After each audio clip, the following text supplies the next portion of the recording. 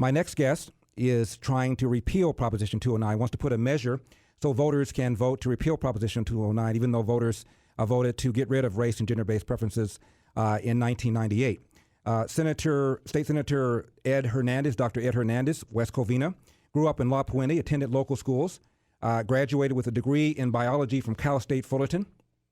And his argument is that Proposition 209, by ignoring stats, is promoting continued racial disparities in our educational system.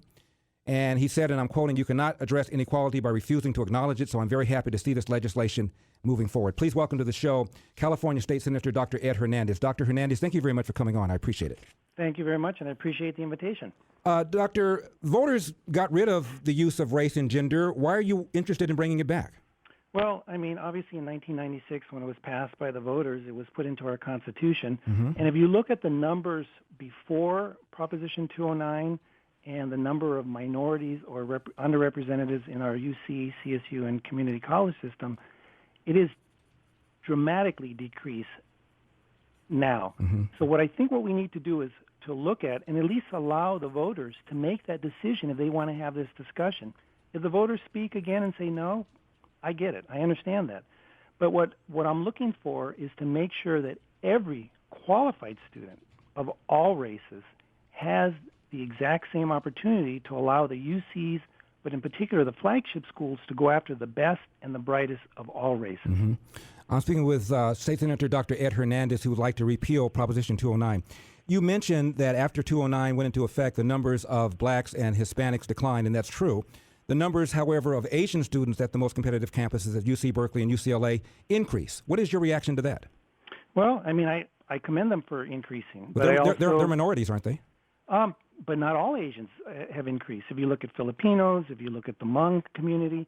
So what I'm looking for is all subsets of every segment of every population should have the exact same opportunity. After 209 passed, the percentage of Asians at the campuses at UCLA and UC Berkeley went up substantially. It turns out that Asian kids were being shafted in favor of lesser qualified black and brown kids. And these black and brown kids ended up going, Dr. Hernandez, not AWOL. They went to a lesser demanding school at the UC system at UC Berkeley, UC Irvine. So the overall numbers of black and brown kids at UC system before and after 209 were the same. Well, here's what I'm proposing. I am not proposing quotas at all. I am not proposing preferential treatment, and the courts have very, of course you are. Of course you are. Of course you are, Senator. Let me finish, please. Let me finish. What I'm proposing is to allow the UCs to go after the best and the brightest. If these kids, whether they're African American or whether they're Latino, whether they're Hmong or Filipino, can compete, then recruit them.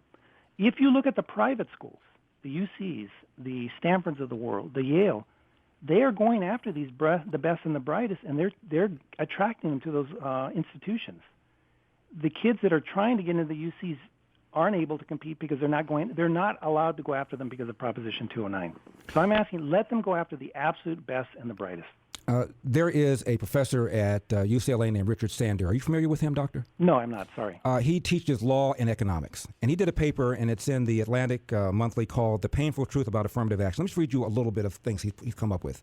Black college freshmen who got into UCLA under affirmative action, they were twice as likely to abandon their field of science or engineering compared to white people. Blacks who entered the college thinking that they wanted to pursue a doctorate were 3 times more likely to abandon the process compared to the white kids. Half of the black college students entering rank in the bottom 20% of their class. The black students were 4 times more likely